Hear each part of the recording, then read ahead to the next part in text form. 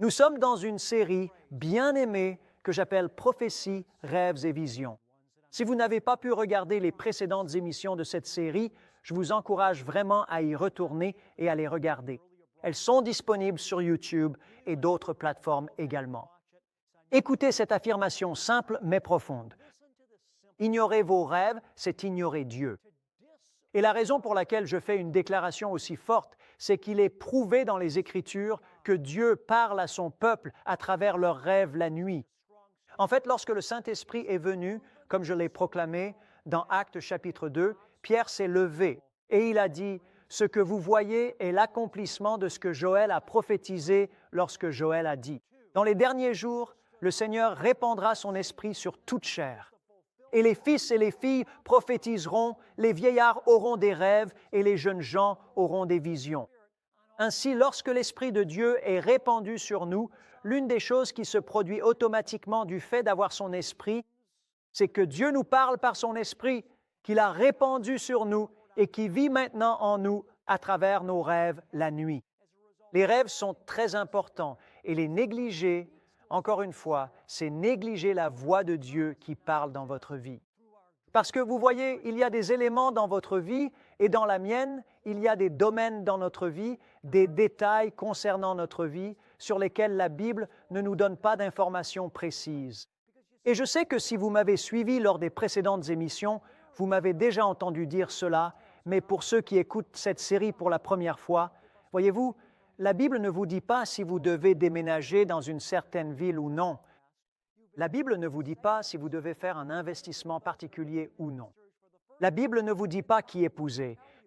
Il y a tellement de décisions particulières que nous devons prendre dans la vie qui sont axées sur les détails.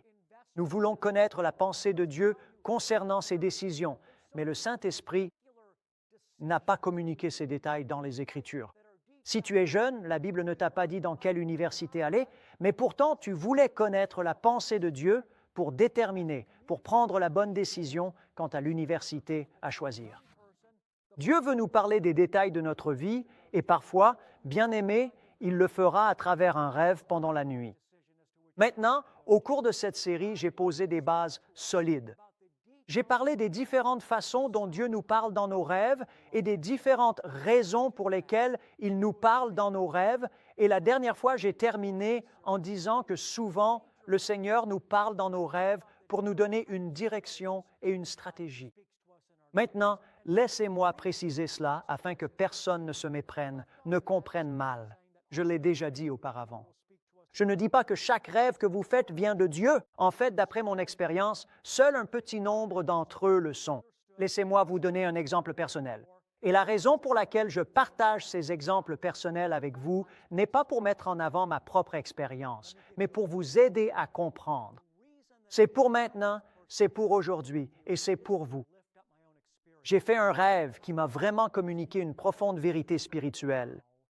Dans ce rêve, encore une fois, j'étais dans une petite pièce. C'était comme une cabane d'une seule pièce dans laquelle je me trouvais. C'était comme si c'était au milieu des bois, quelque part. Et dans la cabane, il y avait une petite table de pique-nique toute simple. Et il y avait un homme assis de l'autre côté de la table de pique-nique et j'étais la seule autre personne dans la cabane. Cette petite cabane d'une seule pièce, l'homme était là, la table de pique-nique, moi de l'autre côté de la table, et il y avait une fenêtre par laquelle je pouvais voir dehors. Et je savais, en observant et en prenant part au rêve, que j'étais assis dans cette pièce avec cet homme depuis très longtemps. Et je percevais aussi dans le rêve que l'homme assis en face de moi était un ami familier. Ce n'est pas comme si je voyais son visage, je voyais juste l'homme, mais ce n'était pas comme si son visage ou quoi que ce soit ressortait. Rien ne ressortait. Tout ce que je percevais, c'est que j'étais assis en face de cet homme, c'était un ami familier, et que j'étais assis en face de lui dans cette pièce depuis très longtemps. Soudain, j'ai commencé à devenir vraiment nerveux. Je voulais sortir de la pièce. C'est comme si j'avais été assis là assez longtemps et que je voulais juste sortir et faire quelque chose.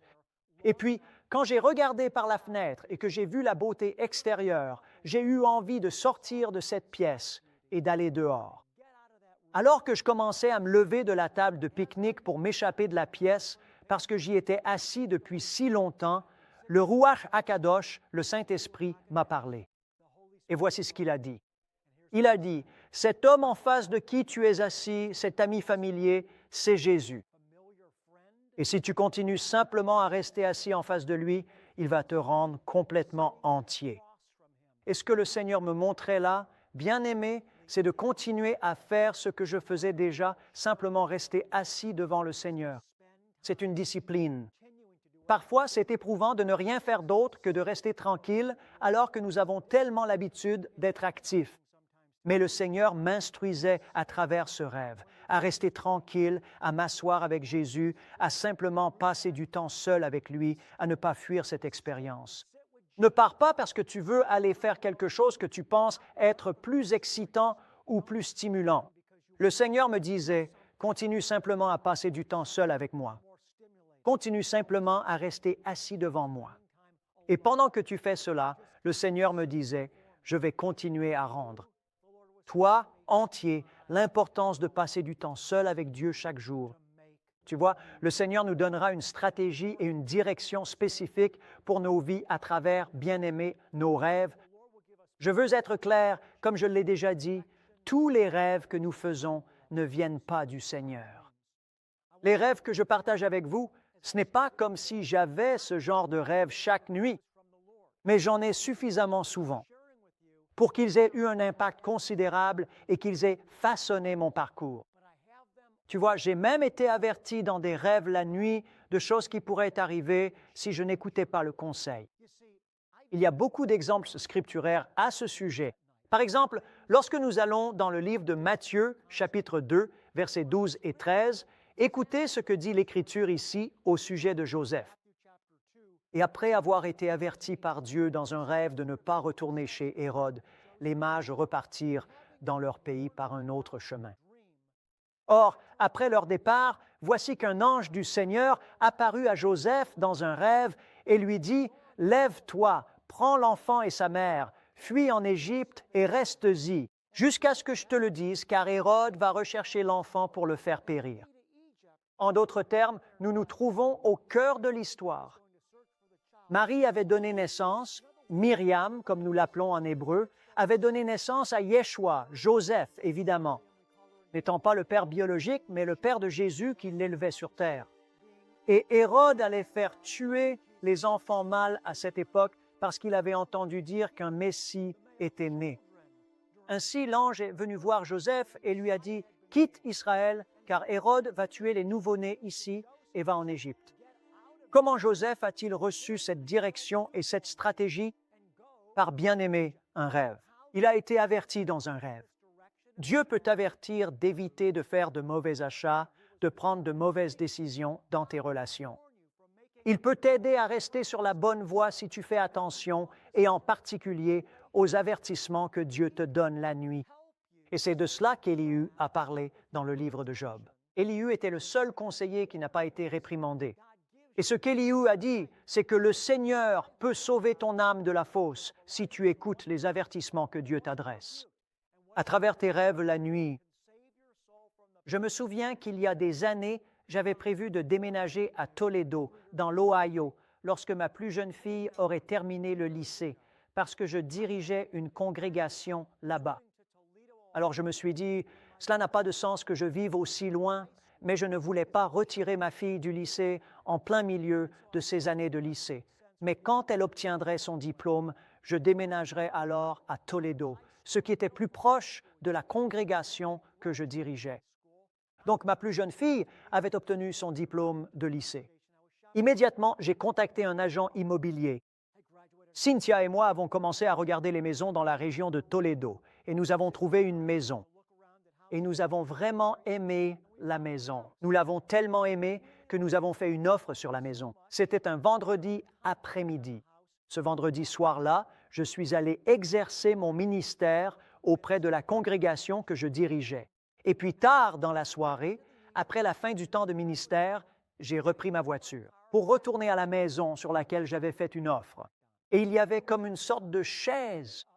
C'était plutôt un tabouret dans le jardin derrière la maison. Donc, il est maintenant au milieu de la nuit. Vous savez, je ne me souviens plus, il devait être minuit, voire plus tard. Je m'assois sur le banc. Je suis littéralement maintenant dans ce lieu physique. Je suis sur la propriété. Je suis assis sur le banc et je prie.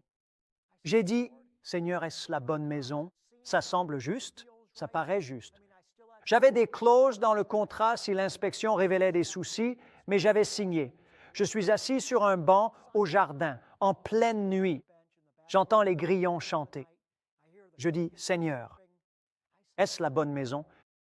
Seigneur, c'est une grande décision. J'ai simplement ouvert mon cœur, mes bien-aimés, et j'ai prié. Puis, après avoir prié, je suis remonté dans ma voiture et je suis retourné au quartier du rabbin où je dormais. Cette nuit-là, j'ai fait un rêve. Je me suis vu dans le rêve, dans un pilori. Tu sais ce que c'est, un pilori? C'est comme, tu vois, c'est comme deux morceaux de bois et il y a un petit trou dans la partie du bas pour que tu puisses y mettre ton cou et tes deux poignets. Et puis un morceau de bois vient par-dessus, de sorte que tu restes coincé là. Je veux dire, je n'ai jamais pensé à un pilori de toute ma vie.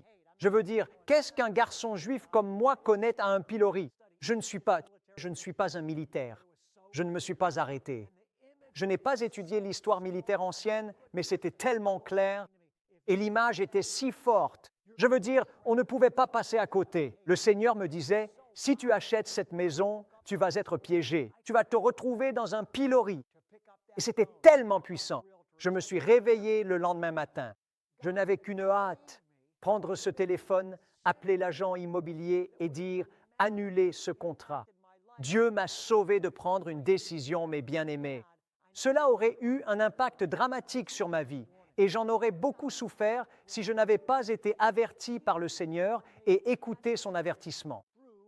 Dieu vous avertira pour vous empêcher de prendre de mauvaises décisions à travers vos rêves la nuit.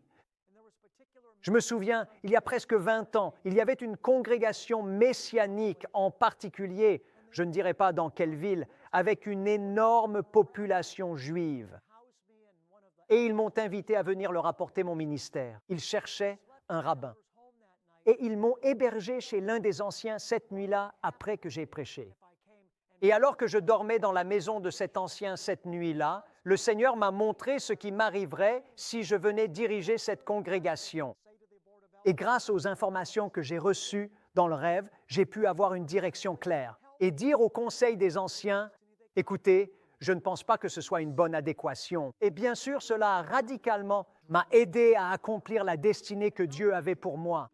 Voyez-vous à quel point les rêves sont importants et combien vous pouvez être bénis en suivant la direction de Dieu à travers vos rêves. C'est pourquoi Joël et Pierre, dans le livre des Actes, nous ont dit que puisque vous avez maintenant le Saint-Esprit, Dieu va vous parler à travers vos rêves, la nuit. Ignorez cela. Ignorer vos rêves, bien-aimés, c'est ignorer les conseils de Dieu. C'est très crucial et vraiment, vraiment important. Savez-vous que parfois le Seigneur nous parle même de façon audible dans nos rêves la nuit? Je veux dire, parfois ce n'est qu'une image. La plupart de mes rêves, ce ne sont que des images. De simples images de scènes et de personnes et ainsi de suite qui transmettent un message. Et j'ai expliqué dans certaines des émissions précédentes que le langage des rêves est symbolique, tout comme les paraboles de Jésus étaient symboliques. Nous devons chercher le Seigneur et lui demander la compréhension.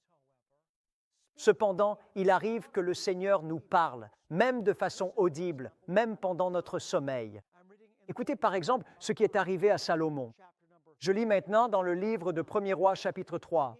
« Écoutez la parole de Dieu. À Gabaon, le Seigneur apparut à Salomon dans un rêve pendant la nuit, et Dieu parla. Salomon a littéralement entendu la voix de Dieu.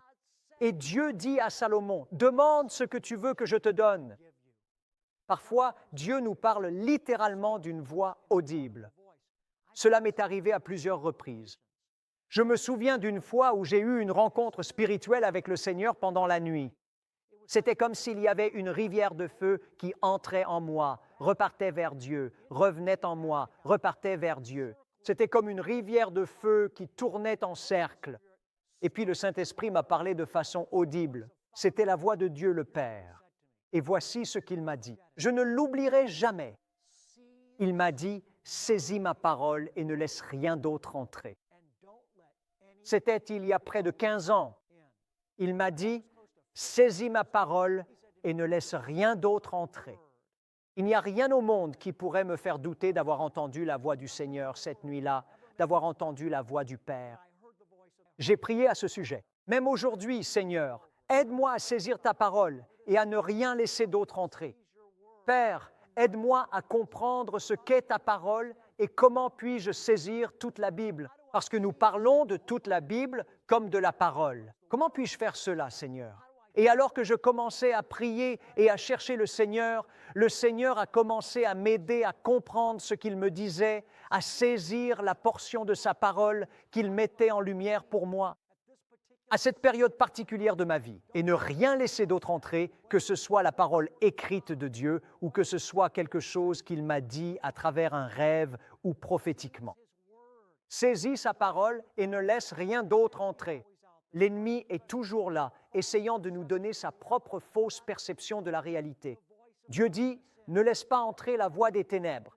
Ne laisse pas la perception de la réalité de l'ennemi envahir ta conscience, mais saisis ma parole et ne laisse rien d'autre entrer. Dieu peut nous parler de façon audible, bien-aimée, pendant notre sommeil. Parfois, il le fait avec de la musique. Peut-être que certains d'entre vous, en fait, je suis convaincu que certains d'entre vous, et ne vous sentez pas mal si vous n'avez pas eu cette expérience, mais je sais qu'au moins plusieurs d'entre vous l'ont vécu quelquefois, où vous avez entendu de la musique céleste pendant votre sommeil. Cela m'est probablement arrivé une demi-douzaine de fois en 40 ans, où j'ai littéralement, dans mon sommeil, entendu de la musique céleste. Comment sais-je que c'était de la musique céleste? Parce que c'était tellement beau, d'une beauté et d'une émotion absolue, quelque chose que je n'avais jamais entendu auparavant. Je savais que cela venait du ciel lui-même. Et une fois, la musique était mêlée à la voix même de Dieu, où il y avait de véritables paroles. La plupart du temps, j'entendais simplement la musique. J'étais ému par la musique céleste sans paroles. Mais une fois, j'ai entendu la musique avec des paroles. Et voici ce que le Seigneur m'a dit, la seule fois où j'ai entendu sa voix avec la musique. Il m'a dit, enlève les détails du détail et laisse de côté la virgule décimale. Je veux dire, réfléchissez-y. J'ai vraiment beaucoup prié à ce sujet parce que, encore une fois, c'est une sorte de langage énigmatique. Il a dit, enlève les détails du détail et enlève la virgule décimale ou retire la virgule décimale. Il y avait deux éléments différents dans ce qu'il disait. La première chose qu'il disait, c'est « ne t'enlise pas dans les détails. Donne suffisamment de détails pour rendre ma voix claire, mais ne deviens pas trop détaillé, au point que les gens se perdent dans les détails et qu'ils ne puissent plus être touchés de la même manière par le message. Enlève les détails du détail. Ce n'est pas que les détails ne soient pas importants, mais pour mon objectif, le Seigneur ne veut pas que je sois tellement focalisé sur les détails avec vous que le message ne passe plus. Et puis il m'a dit ceci. Il m'a dit, enlève la virgule décimale. Qu'est-ce qu'il voulait dire par là? Il a parlé de donner et d'aimer. Donne en grand. Enlève la virgule décimale. Aime en grand. Vis en grand. Enlève la virgule décimale.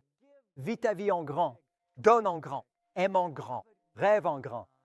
Dieu bien-aimé nous parle. Je parle de nous tous. Je parle de toi et de moi dans nos rêves. Alors que nous terminons cette série maintenant, je veux commencer à te préparer pour ce que nous allons faire la semaine prochaine. Lors de l'émission de la semaine prochaine, je vais prier pour toi et je vais te donner des stratégies très précises pour t'aider à mieux te souvenir de tes rêves et à en tirer davantage. Bien-aimé, je t'aime. Je ne peux pas insister assez. À quel point cette série est importante. Les rêves sont pour tout le monde. Et négliger tes rêves, mes bien-aimés, c'est négliger Dieu. Baruch Hashem.